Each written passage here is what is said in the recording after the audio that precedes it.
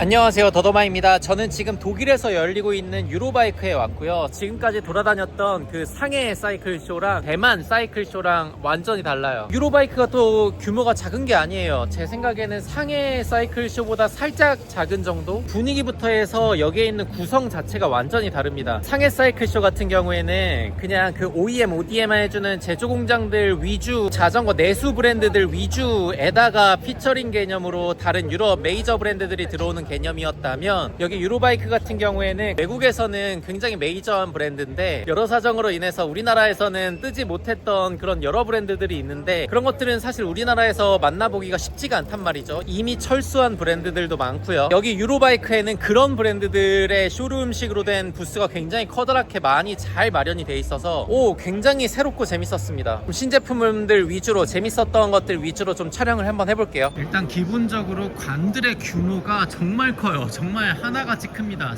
벨기에 사이클링 팩토리. 여기 에디먹스도 그렇고 리들리가 눈에 띄네요. 이거 노아페스트 3.0이죠. 야, 이걸 또 실물을 보네. 이게 세븐일레븐 에디션 아니겠습니까? 여기 맞네. 세븐일레븐 에디션에다가 지금 우노엑스가 타고 있잖아요. 에디먹스 80주년이라니까 조금 이상하네요. 태어난 지 80번째 생일 맞이한 기념 데칼이죠. 야, 근데 헤드튜브 너비가 장난이 아니네요. 요새 에어로바이크들의 공식이죠. 여기 넓은 헤드튜브, 그리고 좁은 뒷삼각, 그리고 강성을 확보한 이 넓은 비비. 제가 원래 에어로바이크를 좋아했던 게 이런 굵직굵직한 그 근육질 때문이었는데 요새는 좀 과하달까요?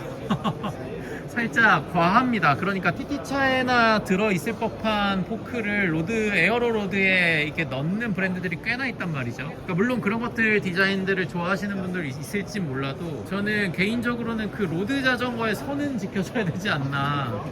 트론 바이크도 있어버리네요. 사바도 나왔네요. 여기도 핸들바가 야, 쉽지 않네 이것도. 야, 이거 그 KDX TT차랑 포크가 비슷한데요? 모델명이 드림메이커라고 합니다. 어머 세상에, 핸드메이드 에어리어가 따로 마련을 해놨네요. 야, 역시 메이드인 젊은이는 역시 자부심이 장난이 아닙니다. 바이커헤드도 여기 있네요. 저기 포가차가 있다는 뜻은 그거 나왔나? 그 포가차 오마카세 타이어 있잖아요. 포가차가 선호하는 걸로 만든 포가차 오마카세 타이어. 있네. 이거 아키타입인가?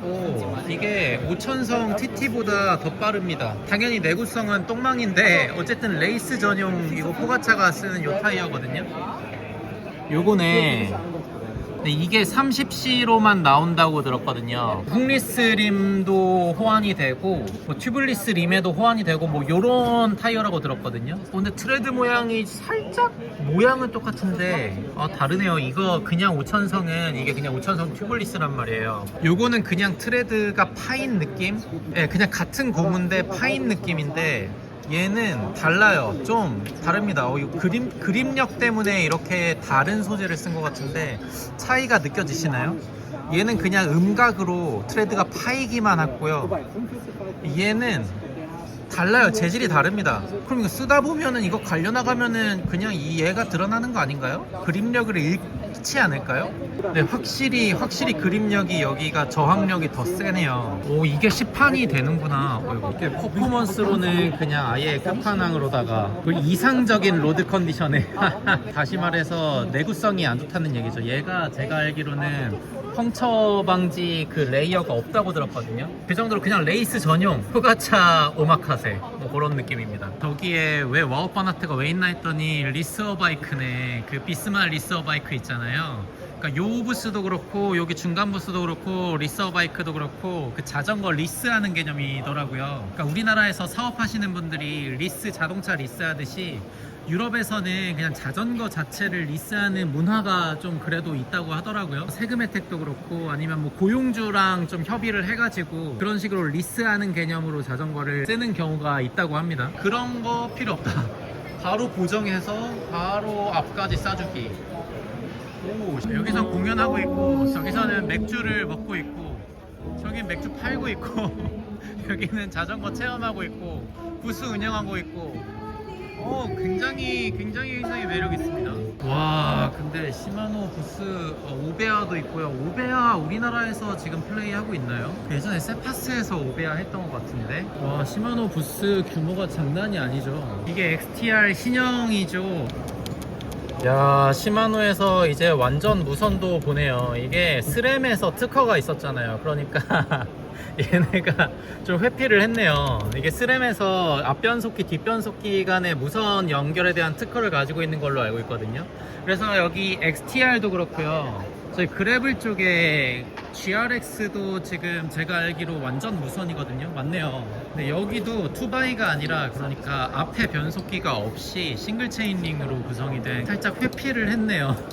결론적으로 로드에서 사용하려면 로드는 앞변속기를 쓰는 경우가 좀 많다 보니까 요거 간에 요 앞변속기 뒷변속기 간의 그 무선 연결을 특허를 어떻게 피할지 머리를 좀 잘 써야겠네요. 그리고 여기 눈에 띄는 게 이게 충격을 받아도 얘가 다시 원상복구가 되는 그런 시스템이라고 하더라고요. 그래블에 있어서 굉장히 중요한 기능이겠죠. 그리고 시마노에서 이번 유로바이크에 지금 처음으로 선보이는 Q오토, 이것도 마찬가지로 무선이긴 한데 여기 선이 보이죠. 요게 여기 허브 쪽에 발전기가 있단 말이죠. 그렇게 요거 여기 속에서 똑똑 박사님들이 어떻게 전력을 만들 수 있게 해가지고 그게 이제 뒷트레일러에 쌓여서 배터리 교환이나 충전에 대한 번거로움 없이 그냥 쓸 수 있도록 일단 제시를 했는데, 또 하나 놀라운 점은 AI, 요새 뭔가 AI만 붙이면은 굉장히 만능 키인 것처럼 뭔가 되는 것 같은데, 아무튼 시마노에서 말하는 요 Q오토 시스템에서는 얘가 속도랑 케이던스 그리고 경사도 변화에 따라서 그 알고리즘을 뭐 여러 가지 뭐 이렇게 대처할 수 있는 알고리즘이 있대요. 그래서 결론적으로는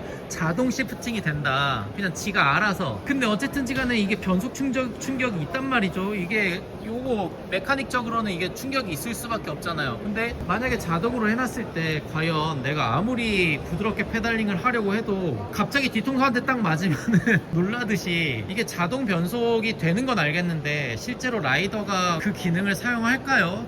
제가 안 써봐서 모르겠는데 당연히 수동 변속도 되고요. 자동 변속으로도 전환이 되는데 과연 자동 변속을 사용해도 괜찮을까요? 그래도 기대되는 시스템이긴 하네요. 이번 유로바이크에서 시마노가 굉장히 공을 많이 들였죠. 부스도 제일 크고요. 신제품 발표한 것들도 많고 굉장히 준비를 많이 했네요. 뚜루를 앞두고. 윈스페이스 부스도 여기 있는데 SLC3를 제가 타고 있지 않습니까? 이게 올라운드 기함 SLC3고 1600. 야, 이게 에어로 기함으로 새로 나온 거죠. 요거를 좀 제가 어필을 강하게 해봤거든요. 그리고 요게 SLC5 새로 나온 거. 요거 SLC5 전 요 색깔 진짜 괜찮지 않습니까? 헤드 튜브가 여기 앞에서 보면은 SLC5가 훨씬 더 에어로하게 날카롭습니다. 반면에 SLC3는 동글동글하게 생겼죠. 그 다음에 제일 큰 차이점이라고 봐야 될까요? SLC3는 여기 C튜브의 형상이 이게 원형 C포스트죠. 반면에 SLC5는 전용 에어로 C포스트입니다. 그래서 저는 SLC3의 다음 버전 아닌가 싶었는데 뭐 아니래요. 그 BM에서도 3 시리즈랑 5 시리즈처럼 둘이 다른 라인업이고, 그냥 거기에서 3도 이제 다음에 또 다음 모델이 나오고 5 라인에서도 다음 라인 나오고 뭐 이런 느낌이라고 하더라고요. 하지만 저는 에어로 모델이 너무 궁금하다. 루나이퍼 5가 나왔네요. 근데 데칼이 길어. 잠깐만. 이게 기존의 루나이퍼 3 라이트였고 이게 한국판이었잖아요. 요거 반짝반짝하는. 지금 제가 SLC3에 요걸 달고 있는데 요게 그 헤어라인이 있는 반무광 이렇게 이 굉장히 돌아갈 때 예쁘단 말이죠. 얘는 대놓고 글로시한 유광이고, 근데 얘는 살짝 더 무광이네요. 얘보다 하이퍼 3 라이트보다 더 무광입니다.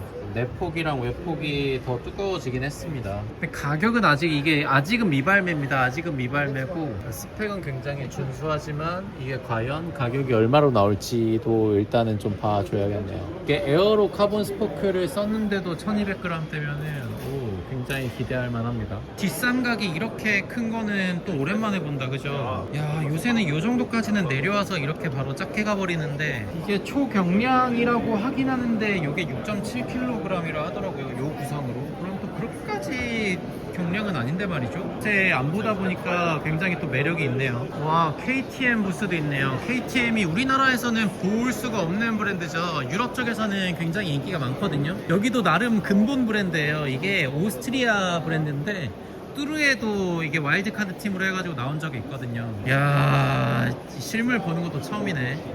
아, 깜짝 놀랐네. 진짜 사람인 줄 알았어. 조금만 더 에어로하게 살짝 더 숙여줬어야 되는데. 오, KDX 트라이가 있네요. 이게 그 UCI 그 로드 쪽은 아니고 이거는 월드투어 팀에서 쓰지는 못하고 철인차죠. 이야, 이거는 무슨 다운튜브가 장난이 아니지. 그냥 와, 이렇게 클 수가 있나? 그냥 아까 그 사바에 있던 자전거, 아까 그 드림메이커였나? 그 자전거랑 포크 형상이 비슷하죠. 물론 얘가 먼저 걸려? 훨씬 먼저 걸려? 이야, 진짜 굉장히 특이하게 생겼네. 진짜 폭력적으로 생겼다는 말이 딱 어울리겠네요. 시스테이가 없다고 봐야 되나요? 아니면 있는데 이렇게 생긴 거라고 봐야 되나요? 이게 매력적이긴 하네요. 아, 이게 전동식이 아니라 펌프질 해서 올리는 거네요. 어머 세상에, 다른 데는 다른 데는 요새 전동 전비대를 두고 있는데. 맞네. 오, 생각보다 손쉽게 올라가네요. 이게 한 손으로 할 정도로 그냥 그냥 쉽게 올라가네. 우와, 그냥 한 번 누르면 이렇게 쭉 올라가네. 오, 생각보다 뭐 그렇게 빡세지 않네요. 아, 미세 조정이 안 되겠네요. 이렇게 한 번 누르면 이렇게 올라가 버리니까 미세 조정은 안 되지만. 오, 재밌다. 그 다음에 내리려면 이걸 누르면 내려주려나요? 이거? 누르니까 이렇게 눌러서 바람을 빼니까 미세 조정이 안 되네요. 야, 애매하다. 재밌는데 저 같으면 그냥 수동을 쓰든 아니면 정말 자동을 쓰든 할 것 같네요. 이야, 저도 이게 진짜 보고 싶었거든요. 이 로즈, 이게 독일 사람들은 호제라고 읽던데 아무튼 저는 그냥 로즈라고 읽겠습니다. 이게 그 캐니언도 그렇고요, 요 로즈도 그렇고, 이게 공식, 이게 독일 브랜드거든요. 독일 브랜드인데 이 부스가 없어요. 저는 굉장히 기대를 많이 하고 왔거든요. 근데 얘네가 그 일반적인 브랜드가 아니잖아요. 캐니언도 그렇고 소비자 직판으로 하는 거다 보니까 뭐 매장도 없고 그냥 온라인에서 구입하면 되는 그런 브랜드인데, 이게 독일 분들한테 물어보니까 오히려 캐니언보다 이 로즈가 더 뭔가 대중적이라고 하더라고요. 캐니언은 그 월드투어도 스폰 들어가고 하다 보니까 그런 마케팅 비용이 좀 더 녹아 있는데 가격에, 이 로즈 같은 경우에는 그러지도 않다 보니까 정말 완전 가성비, 정말 가격에 충실한 그런 브랜드로 인식이 된다고 합니다. 아무튼 저는 이 로즈 브랜드를 좀 부스에서 여러 가지 자전거를 찍고 싶었는데 부스 자체가 없네요. 여기는 빅토리아 부스에 그냥 이렇게 세팅이 되어 있는 걸 찍어놨습니다. 이거 필리포 가나가 입는 저지인데 영원히 고통받고 있네요. 이야, 느낌있게 잘 표현했네요. 후에 상해쇼에서는 요거 룩헤어 파워미터밖에 없었는데 제 기억으로 스파이더 암 방식의 파워미터도 나왔네요. 파워미터를 한번 좀 어떻게 해보고 싶은데, 탁스에서도 이런 그 와우 클라임처럼 이런 게 나왔나요? 처음 보는데? 탁스 알파인이라고 해서 앞에 포크를 고정해서 부사도를 반영하겠죠, 당연히. 얘가 왠지 완충작용을 그러네요. 괜찮네. 어제 있었는데, 그것이 있었는데 어디 갔지? 내일 다시 와서 찍어야겠네. 더 이상 영영 볼 수 없진 않겠죠? 이게 꼴라고 부스는 안 나오고 MB 부스네요. MB 휠도 끼고 있잖아요, UA팀에서. 예전에 기억하시죠? 포크랑 핸들바, 스템 이런 것들, 그런 것들 하나만 MB로 딱 바꿔줘도 진짜 멋스러웠거든요. 이야, 마빅도 진짜 완전히 메이저일 때가 있었는데 잠깐 주춤한다, 그죠? 뚜루에도 막 그 마빅 중립차랑 짝짝짝짝 가고, 예전 CU는 아예 일체형이었는데 그런 구조를 가진 휠들이 낭만이 있었죠. 노빠꾸라고 해야 되나? 하나 틀려버리면 그냥 휠 자체가 끝나버리는 그런 감성. 여기 엘리트 휠이랑 이볼브 부스가 있는데 자전거를 도난당했대요. 여기 완차가 원래 하나가 딱 보통은 전시가 돼 있거든요. 이게 프레임만 덩그러니 있게끔 보여주기도 하는데 완차의 모습으로도 조금 보여줘야 되니까 첫날 잃어버렸대요. 그래서 막 경찰에 신고하고 했는데 못 찾았다 하더라고요. 근데 이렇게 붙여놨네. 아이고. 이게 TT준성님 그 쇼츠에서 보던 그 드라이브 TT군요. 좀 행복감을 느끼는 중입니다. 이야, 좋네. 제조 공장들을 그냥 한 공간에 여기 블럭에 다 모아놨어요. 그냥 상해 사이클쇼랑 동일하다고 보시면 됩니다. 그냥 여기도 샤먼, 여기도 샤먼, 얘도 샤먼, 뭐야, 파스포츠 부스가 여기 그냥 관을 여기로 배정이 되나 보네요. 뭐야, 파스포츠가 아니라 뭐야, 파스탑이네. 어머나. 샤먼이 그 중국 내에서도 자전거 클러스터가 형성이 돼 있대요. 예를 들어서 휠을 만들고 싶으면은 림 공장도 샤먼에 모여 있고, 뭐 베어링 공장도 샤먼에 모여 있다 보니까 그냥 거기 자체 내에서 다 해결이 되는. 여기 관 자체는 뭐 그렇게까지 찍을 거는 없어 보이더라고요. FLR 부스 발견했습니다. 여기 CEO가 왔으려나? 왔네. Hello. Do you remember me? Oh, you come here? Yeah, I came here alone. Oh. Just alone. 큰 버전이 새로 나왔습니다. 이제부터는 흰색 모델은 흰색 아웃솔, 검정색 모델에는 금색. 그래서 페달링 할 때 슬쩍슬쩍 금색이 보이는 그런 느낌입니다. 끈 버전도 좀 기대가 되네요. 끈 버전은 저희가 처음 봅니다. 그러니까 스트랩도 있고, 뭐 찍찍이도 있고, 끈도 있고, MTB용도 있고, 여러 가지 뭐 방화나도 있고, 굉장히 많은데 저희는 그냥 최상급 라인 일단 여기 FNT 9, F9, 5 이렇게 원 다이얼이 하나거든요. 세 가지 라인업을 위주로 수입을 할 예정입니다. 야, 이게 13단의 데모 버전이 벌써 나왔습니다. 여기 마진이거든요. 마진에서 13단의 데모 버전이 벌써 나왔어요. 근데 이게 기술적으로는 뭐라고 표현해야 될까요? 만드는 게 막 그렇게까지 불가능한 것도 아니라 하더라고요. 근데 단지 문제가 뭐냐면은 특허를 어떻게 피하느냐. 이 기술 개발하는 쪽에서는 특허를 이제 다 이게 촘촘하게 걸어 놓잖아요. 근데 이제 후발주자들 입장에서는 그렇게 걸어 놓은 특허들을 피해서 어떻게 구현을 해낼 것이냐. 실제로 예전에 제가 알기로 마진 11단이 시마노 특허를 못 피했다고 들었거든요. 야, 근데 13단 데모를 벌써 만들어냈네요. 역시나 변속감은 그렇게까지는 또 아니고요. 이야, 진짜 축제네요, 축제. 여기 애들을 위한 방방이도 가져오고, 부모님들이 여기 오려면은 애들을 어떻게든 이게 좀 이렇게 놀 공간이 필요하잖아요. 저기에서 이제 그림 드로잉하는 섹션도 있고, 여기 방방이도 있고, 저기에 애들 노는 데도 마련을 해놨고, 그런 다음에 이제 어른들은 이렇게 좀 쇼 좀 보고. 굉장히 이상적인 축제네요. 체인이 빠지냐 안 빠지냐 뭐 이런 거 같은데요. 여기가 크랭크 쪽 회사 같아요. 하루 종일 돌고 있는데도 이게 크리테리움 레이스도 해요. 저도 사실은 참가 신청을 눌렀다가 제자 정보가 아니잖아요. 깔면 바로 인수를 해버려야 돼가지고 재밌겠네. 이제 서쪽으로 본다. 와. This one the private, this one the private. Next up, there's a private. Next up, there's a private. 우와. Da sieht 360 Luftweg, verpackt in einen Transfer. 이야. 와, 맥주 한잔 해야겠다. 안 되겠다. 부스 차리시는 한국 업체분들하고 저녁을 먹으면서 관련한 것들을 좀 많은 얘기를 들었는데, 메인관에 들어가기가 쉽지가 않다고 하더라고요. 뭐 돈의 차등이 아니라 그냥 유럽 브랜드들 위주로 그 메인 홀을 다 채우고, 이렇게 제조 공장이라든지 다른 나라, 특히 아시아권, 특히 중국이겠죠. 그런 브랜드들은 그냥 아예 하나의 관에 그냥 다 몰아넣고, 그러다 보니까 이게 차례를 기다려서 그 메인관에 자리가 비면 이제 좀 기회를 얻고 뭐 이런 느낌이라고 하더라고요. 차별 아닌 차별이 분명히 존재하는구나. 귀여워라. 귀염둥이들이 많네요. 가족 친화적인 이 분위기 너무 좋은데요, 유로바이크. 상해 사이클쇼나 타이페이에서는 이런 부분들이, 그러니까 그런 문화적인 부분들까지는 아직까지는 따라잡지를 못했다. 와, 패스트포워드도 진짜 오랜만이네요.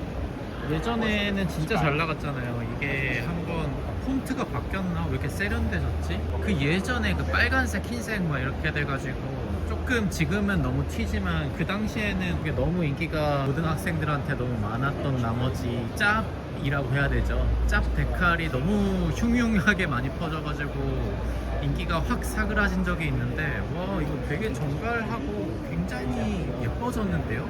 다른 부스인데도 이렇게 캐니언이나 아까 말씀드렸던 호즈에 로즈를 걸어놓은 부스들이 꽤나 많습니다.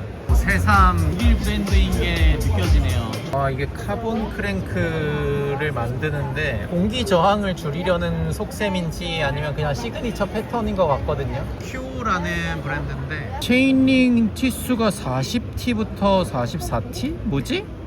아, 그래블용인가 보네요, 이거는. 아하. 그치, 요 정도는 되어줘야죠. 와. 이게 스페인에서 만드는 건가 봐요. 와, 느낌 있네요. 에어로 카본 크랭크겠죠. 이렇게 가운데가 막혀져 있고. 이게 장착된 모습이 나쁘지 않아요. 오, 굉장히 세련된, 요즘 디자인들 미쳤네. 색깔 종류 굉장히 많네요. 이야. 팩터 그 신형이 없어요. 새로 영상으로 좀 대신해야겠습니다. 이야, 이거 로드 자전거가 아닌 것처럼 생겼는데요. 이게 뭐야? 이거 뭐야? 깍두기 타이어 넣어도 되게끔 생겼는걸요? 아, 이거 신형 깜빠져. 생긴 게 좀 너무 폭력적이게 생겼는데? 뭐야?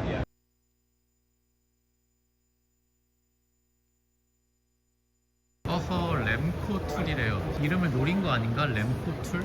아, 이거 블럭도 모비스타 팀에서 쓰죠. 아, 그래서 모비스타 데칼이 있군요. 네, 이것도 케미컬, 그러니까 뭐 왁스, 체인 오일, 뭐 로브, 뭐 이렇게 세정하는 것들. 이게 모비스타랑 아스타나인가? 거기에서 사용한다고 들었습니다.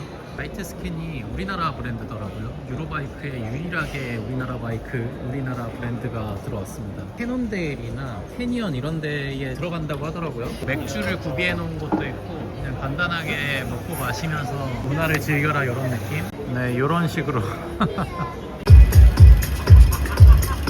그냥 이렇게 맥주 마시는 분위기입니다. 마지막에는. 팩터 어디 간 거야? 야!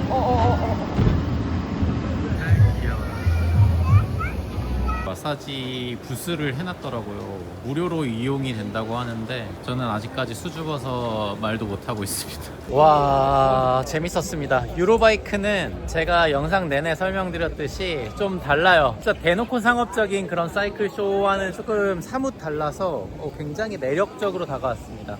저기서 물도 뿌려주고. 아, 낭만 있잖아요. 봐봐. 자덕으로서는 정말 3대 사이클 쇼 중에 저는 정말 제일 즐거웠고요. 당연히 수입사적인 측면에서는 조금 아쉬운 측면이 많았지만 굉장히 다양한 유럽 브랜드들 제품들을 여기에서 모두 모여서 볼 수 있어서 참 좋았고, 이게 제가 알고 보니까 유로바이크의 그 규모 자체가 지금 계속해서 줄어들고 있다고 하더라고요. 그래서 내년에는 유로바이크가 뭐라고 해야 되죠? 다른 탈 것들 박람회랑 합쳐질 예정이라고 하더라고요. 근데 이미 자전거가 어느새 이바이크가 들어오면서 뭔가 경계가 살짝 모호해지고 있잖아요.